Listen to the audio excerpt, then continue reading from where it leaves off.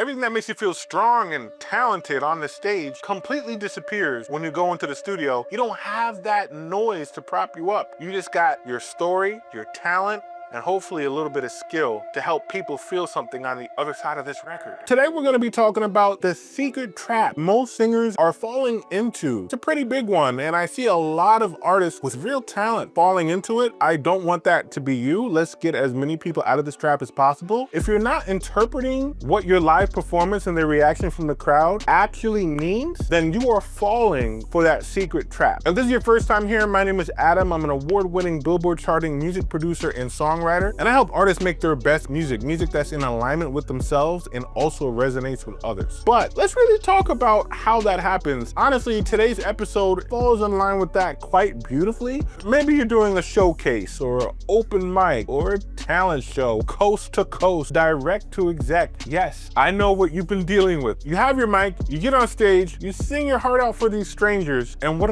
do? Not bad, right? They clap. They give you a round of applause. I mean, after all, isn't that what you're supposed to do? But here's a mistake. You are on stage with the microphone, you hear the applause go to your ear, and now you interpret that as, I did a good job. They like my song. It doesn't mean any of those things. None of those things are guaranteed. When people clap for you when you go off the stage, does not mean they like you. It does not mean they like your song. It does not mean they related to your lyrics. It is a totally separate event. You need to separate the applause from your performance. Often what I see with artists is they get stuck into thinking that if I'm not performing on a regular basis, I'm not making progress. On the other side, if I am performing often, then I am making progress. It's almost like a drug.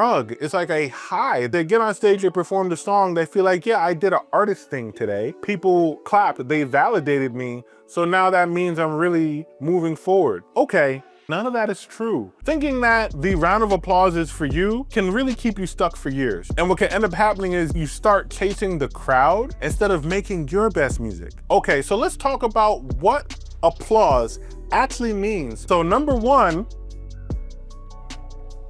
your personality. Hopefully you're not just performing your song, maybe you're saying a few short words before you actually start singing. The way that you get on stage, the way that you carry the mic, maybe you said something funny, maybe it's the way you're dressed. Your personality can affect why people are clapping. They just enjoyed your vibe. Number two, it's because of your voice. If you have never been to a real, properly produced concert, you don't know what you're missing when it comes to the sound quality. You might not realize this because you're the artist, you know your song.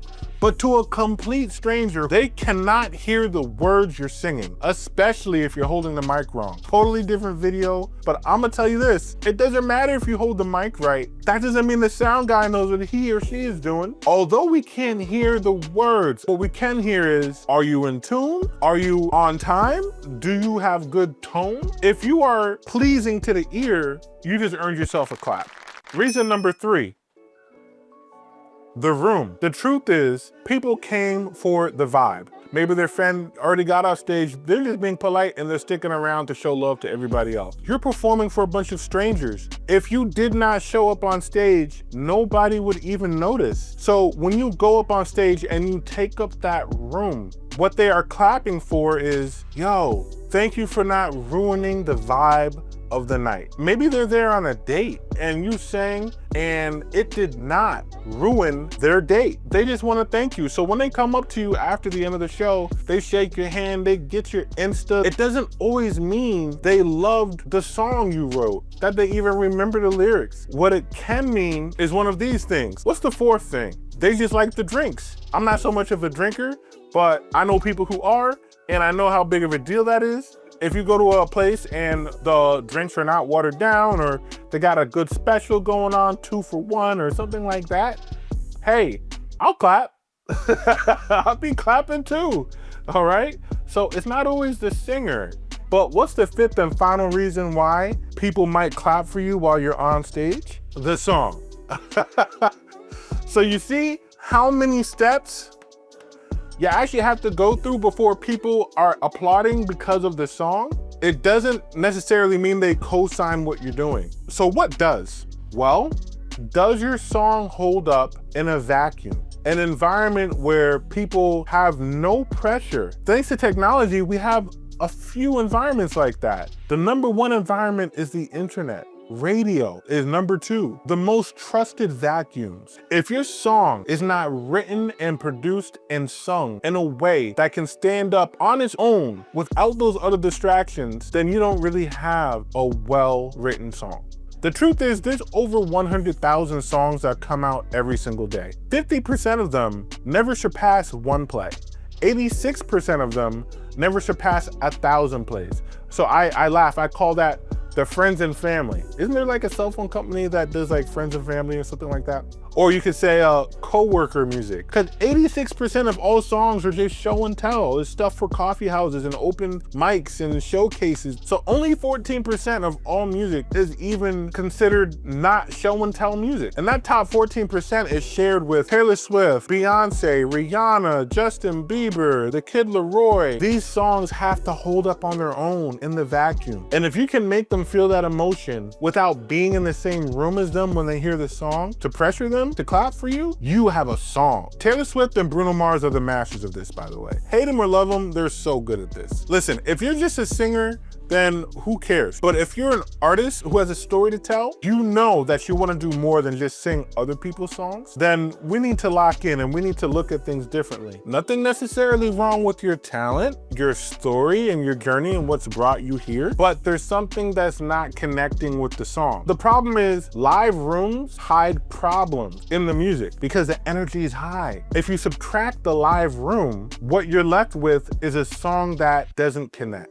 When someone is driving in the car, maybe they're going to work, to school, to hang out with some friends. They turn on Spotify or the radio, they're only really listening for 3 or 4 things. Number 1, news. Probably want to know the latest thing that Trump did or Biden did or whatever. They want to know ultimately if they're safe, if tomorrow is safe, if they should still buy that house, have that kid, whatever.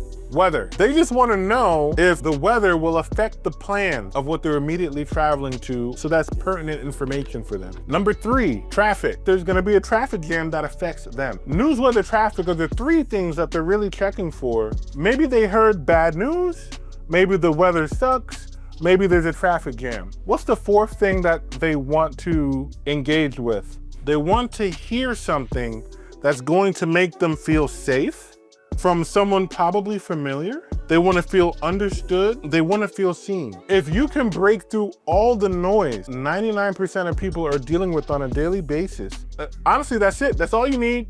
You've won. I don't want you to get it twisted that you're supposed to be writing songs for other people. In addition to producing for the last 2 decades, also was trained as an A&R at Capitol Records, which is probably the oldest or one of the oldest record labels. We had artists like Doechii, Sam Smith, Katy Perry, Lady Gaga, Leon Thomas, so many other people, right? I totally understand the pressure of writing songs for other people. I actually resigned from my job at Capitol so that I could help artists do the opposite. I wanted to help artists make music for themselves that was in alignment with who they are. And this funny thing happens when you lock in from an honest place of understanding who you are. There's a cycle that happens, and check out my next video on the human condition to explain more about that. This funny thing happens when you make music for yourself. You find that you start accumulating a fan base. So don't get distracted by all of this. I'm just informing you of the truth. If you accomplish your job correctly as an artist, you are accomplishing these things for your listener. And your number 1 listener is yourself. A lot of people are getting their wires crossed, thinking that that performance means they are doing something. You're not. It's a deceptive feedback loop. You really want to know if your song can do what it's supposed to do? Let's check what it's doing online. Number 1, are they replaying your song? Not just once, but 2, 3 times. I've produced songs for artists where we saw as much as 6 times per listener. I remember one song we had 18 times. It only lasted for like a day or two, but crazy, 18 times? What kind of sociopath is listening to the same song 18 times? Well, when you have a song that's really well written, really well sung, really well produced, you get a high replay value. We also rely on, are people adding it to playlists, their workout playlists, their summer vibes playlists, their driving playlists? That's valuable information for you if your song is being considered for different environments where you and your story, your journey can be enjoyed and consumed by other people. Because let me give you a key. The more in tune you are with yourself and your journey, the more your songs will resonate with other people. We are not focused on trying to tickle other people's ears so much as we are in the process of trying to accurately tell your emotion through the song. And if we do that, you're gonna see replays adding to playlists, but it's not the only thing that we are looking at. People are sharing your song when no one is around. That is the exact opposite of the live room, right? That's the polar opposite. No drinks, no dates, no weed, no whatever that we know of. People are sharing the song simply because they resonate with it. And it's actually a mirror. And they see themselves and they want to share that moment with someone else that they care about. When you get into the business of knowing yourself, you make songs that make other people resonate with you. That's the feedback loop that you want, not this fake applause thing. That doesn't work. I don't know if you can see this. Can you see this? So we just got the Spotify Wrap today. You know the thing that Spotify sends at the end of the year? Look at this. So it says one of my artists got his song shared 413 times on WhatsApp. We don't know those people. We don't know why they're choosing WhatsApp, whatever. Thank you for sharing it. If you can make an emotional impact in a bucket of silence, no high energy of the room, then you actually have a song and it needs to be paid attention to. To wrap this thing up, it's kind of poetic. After all, we are songwriters and creative. In order to get this type of reaction with your songs, what does it require? Honesty, vulnerability, skill, and a knowledge of yourself. Most artists are not willing to do that work. It's actually the complete opposite of what is happening in these open mics and showcases. The energy of the room is propped up by noise and applause, but in the studio, it's just you and the microphone. It's naked, it's unprotected, vulnerable, close, it's intimate. You actually get rewarded for that. The more you dial into that vulnerability with your pen, the more people feel something on the other side of the record. And that is a different level of applause. Everything that makes you feel strong and talented on the stage completely disappears when you go into the studio. You don't have that noise to prop you up. You just got your story, your talent, and hopefully a little bit of skill to help people feel something on the other side of this record. If there's anything you take away from this video, live feedback is impossible to trust. People are just too polite. When you do your job well as an artist, you're actually providing a valuable service to humanity.